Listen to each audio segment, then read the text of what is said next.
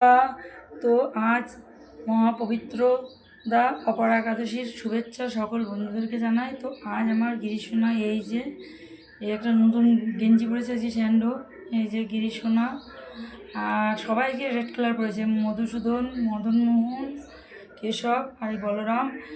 আজকে এই যে মহাপবিত্র অপরা একাদশীতে আজকে এই লুক নিয়েছে সবাই। আর চরণ সেজে উঠেছে, দেখো কি টাইম ফুল, নাক চাপা, তুলসীর মঞ্জুরি আর অ্যাডেনিয়াম, করবি, গন্ধরাজ, টগর এইসব দিয়েই চরণ সেজে উঠেছে। আর দেখো এত পরিমাণে ফুল ফুটেছিল গাছে, একটা গাছে তোমাদেরকে মনে করেছিলাম ভিডিও করে দেখাবো, তো কিন্তু আমার সময় হয়ে ওঠেনি। তো তোমরা এখন একবার দেখো, এই দেখো এই ফুলগুলো একটা গাছে ফুটেছিল, এই যে ফুল।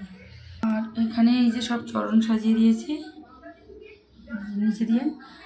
আর আজকে এই হচ্ছে লুক অপরা একাদশীর, এই লুকে। আর আজকে মহাপ্রসাদ তোমরা দর্শন করে নাও।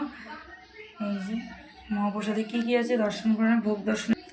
এই হচ্ছে মহাপ্রসাদ, এখানে এই যে সব রকমের ফল আছে, গরম দুধ আছে, আম আছে, আর এটা সবজি, তরমুজ। এখানে 1 গ্লাস জল, প্রত্যেকটা আইটেমের পরে দিয়ে দিয়েছিলাম তুলসীপত্র দিয়ে, যথারীতিভাবে ভগবানকে ভোগ নিবেদন করে দিয়েছিলাম। এখন কিন্তু ভগবানের ঘরে চলে এসেছি। আজকে অনেক সকাল সকালই ভগবানদের স্নান দিয়ে পুজো পাঠের পর্ব কমপ্লিট করে নিয়েছি। তো আমি একটু মালা করছিলাম পুজো দিয়ে গিয়ে।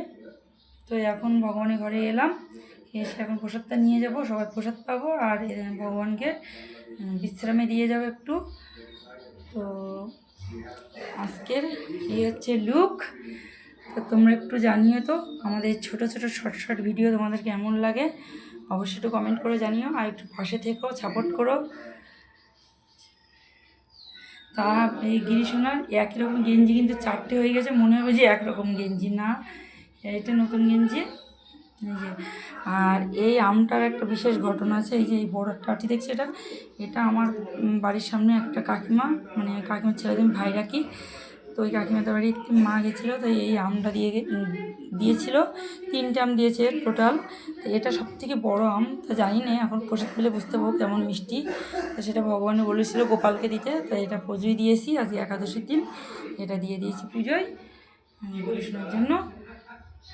তো চলো এখন ভিডিওটা আজকের মতন এখানেই রাখি, এখনকার মতন এখানেই রাখি।